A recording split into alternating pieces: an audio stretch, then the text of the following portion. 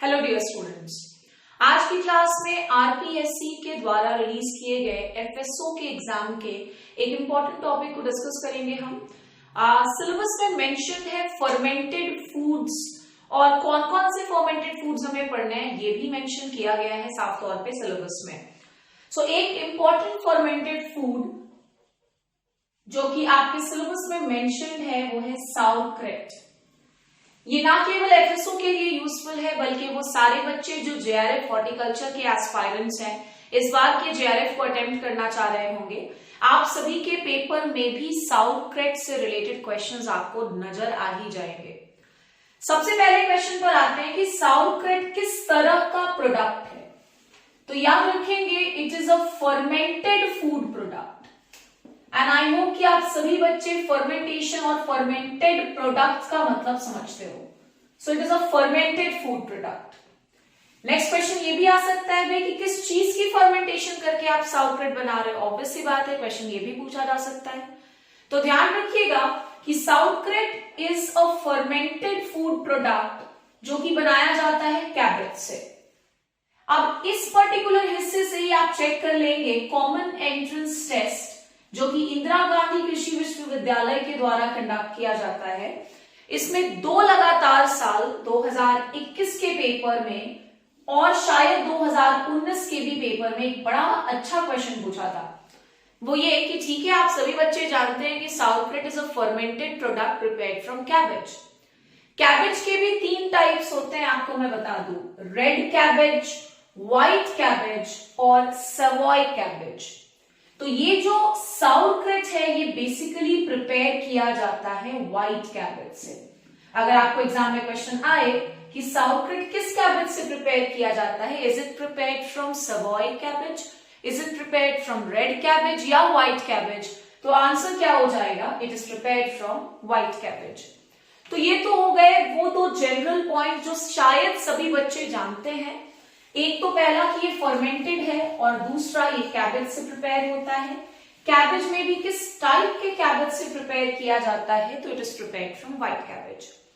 अब आइए इसके बाद कुछ अच्छे इंपॉर्टेंट नए पॉइंट्स पढ़ लेते हैं, ध्यान से सुनेंगे। साउरक्रेट के प्रिपरेशन के दौरान हम कैबेज के स्लाइसेस कर देते हैं। स्लाइसेस मतलब छोटे छोटे पीसेस बनाते हैं और इन स्लाइस्ड पीसेस को, किसके स्लाइस पीसेस की बात कर रहे हैं, तो कैबेज के स्लाइस पीसेस की बात कर रहे हैं जो कि साउरक्रेट प्रिपरेशन में यूज किया जाएगा।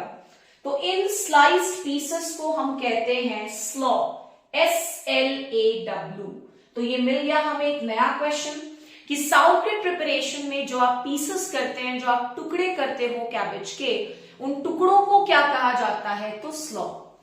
इसके बाद इस स्लॉ को, जो कि बेसिकली कैबेज के छोटे छोटे टुकड़े होते हैं, इस स्लॉ को इमर्स कर दिया जाता है। इमर्स करना यानी डुबो देना पूरी तरह से। Is immersed in salt water, नमक पानी, जिसे टेक्निकली हम ब्राइन भी कहते हैं, इसमें पूरी तरह से इमर्स करना पड़ता है। ये नहीं कि आधा हिस्सा सॉल्ट वाटर से ऊपर है और आधा हिस्सा नीचे, पूरा डूबा हुआ होना चाहिए। ऐसा इसीलिए क्योंकि अगर कुछ भी हिस्सा सॉल्ट वाटर से बाहर होगा तो वो जो पीस है कैबेज का वो काला पड़ जाता है। सो डार्कनिंग को प्रिवेंट करने के लिए हम इस स्लॉ को पूरी तरह से इमर्स करके रखते हैं ब्राइन में या फिर सॉल्ट वाटर में। और एक बहुत अच्छा क्वेश्चन कि इस सॉल्ट वाटर में नमक का कंसेंट्रेशन कितना होना चाहिए, तो इट शुड बी अराउंड 2.5%। दोबारा मैं रिपीट कर दूं, साउरक्रेट प्रिपेयर किया जाता है व्हाइट कैबेज से। साउरक्रेट प्रिपरेशन के दौरान हम जो कैबेज के छोटे छोटे स्लाइसेस बनाते हैं, उन स्लाइसेस को कहते हैं स्लॉ। और पूरी कोशिश होनी चाहिए कि स्लॉ को आप पूरी तरह से इमर्स करो सॉल्ट वाटर में या ब्राइन वाटर में, जिसमें कितना परसेंट सॉल्ट हो, 2.5%। पूरी तरह से इमर्स करने के पीछे का रीजन है to avoid darkening of the slaw. I hope आप सभी को क्लियर हो गया होगा। क्योंकि मैंने शुरुआत में ही बोला कि साउरक्रेट एक फर्मेंटेड फूड प्रोडक्ट है, तो फर्मेंटेशन में माइक्रो ऑर्गेनिजम्स का बहुत इंपॉर्टेंट रोल होता है। आई होप आप सभी बच्चे ये जानते हैं।